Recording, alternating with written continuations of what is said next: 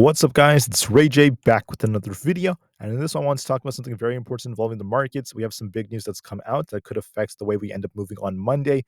But for this to really continue, we have to watch for some key levels. So I'll talk about those as well. But just know that I am not a financial planner, so take nothing I say as financial advice.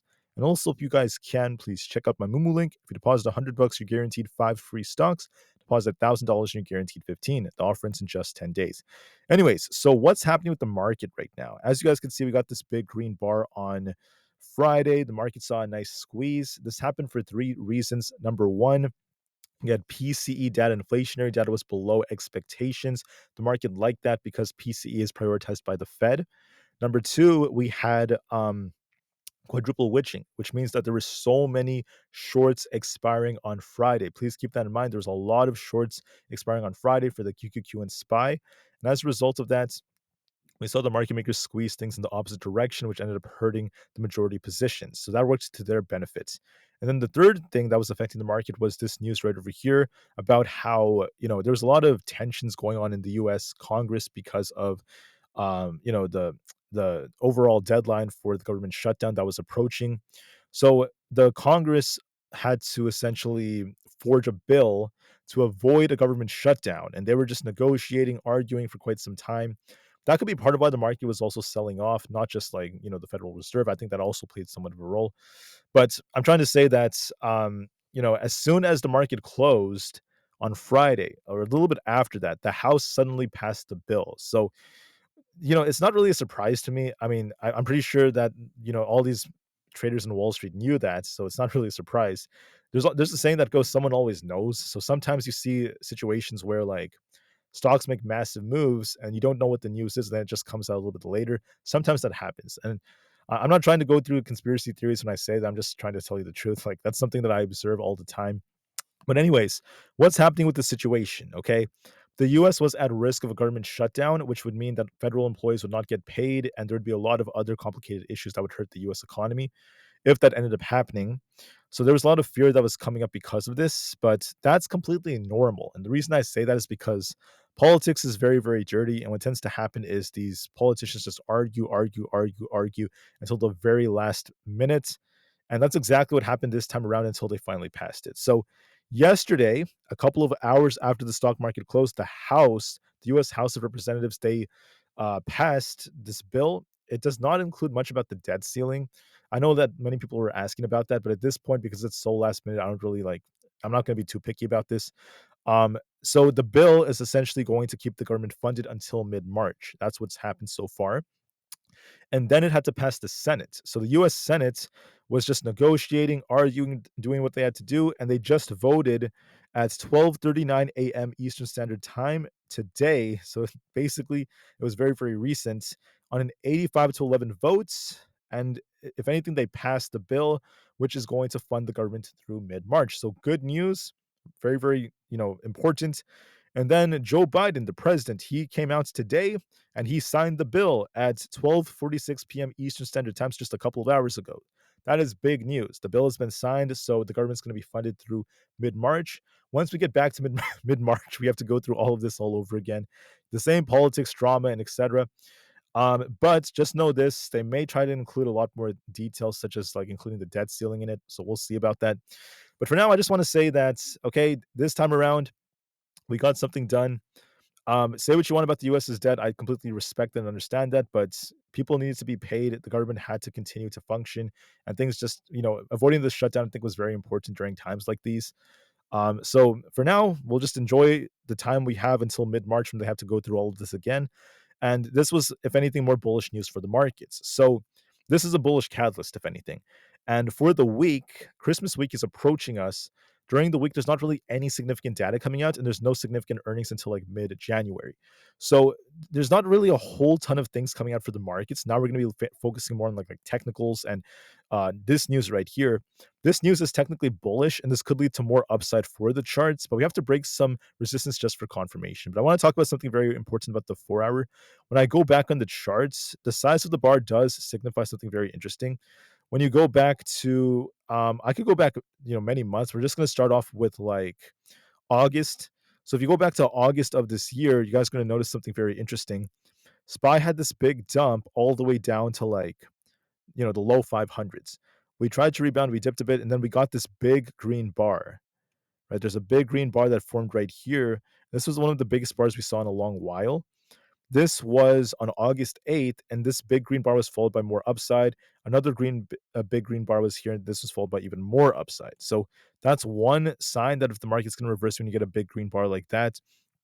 For September, the same thing happened. SPY was on this dump. It went from 564 all the way down to 538. So a pretty significant dump, almost 30 points.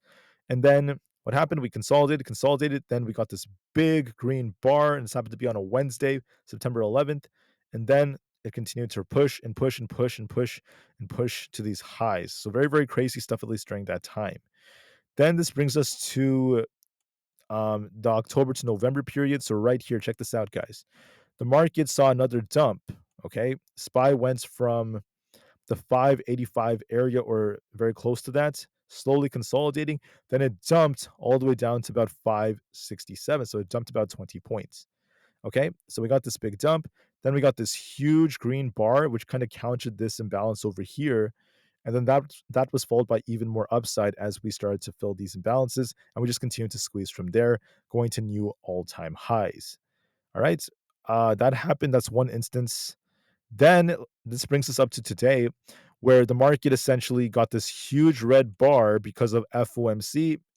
This is what caused this big dump when Jerome Powell and the Fed announced they're not going to be cutting rates as much as they initially projected for the next couple upcoming years. So it is what it is. The market dumped quite a bit. There was a lot of fear that built up so fast. And I think the government shutdown news may have also played somewhat of a role in this. The news that the government was getting closer to it, which led to some uncertainty in the markets. But because the shutdown's been averted, I think that's played a role alongside PCE and OPEX. And the market got this huge green bar to counter this one. So typically, as you guys can see historically, that does lead to more upside. Typically, that does favor more upside. But in this case, I'm not going to favor that until I see a break of like 595. So what could happen is if we do get some kind of dip, we could attempt to rebound again. If we break 595, then I will be expecting the 600s pretty easily. So 595 is the magic level. As long as we close above that, I'm going to be looking for basically for us to get very close to all-time highs again, especially because we have this giant imbalance here. So when we break 595, that's a signal to me that we're not just trying to push, but we're trying to get back up to these highs again.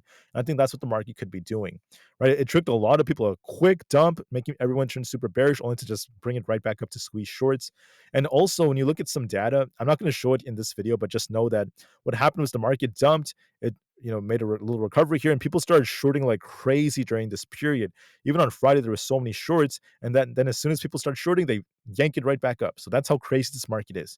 So this is favoring upside. The 4-hour does look a little bit more bullish. The daily looks decent. In order for us to get that upside, though, we want to see us break 595. We have a potential catalyst, which is the fact that the government shutdown has officially been avoided. So that could be very, very good news. That really pushes this up higher. So I see potential in this chart. I think SPY could be trying to rebound, but I need to see a break of 595 for confirmation. But just know that this does look decent to me. The PPO is about to cross and looks quite good. The QQQ has the same analysis. So when you go back on the QQQ, and I'm trying to make this very simple to understand. When you go back all the way back to the October period, even like the August period, it's the same thing as SPY. In fact, the QQQ has a tendency of moving very similar to SPY.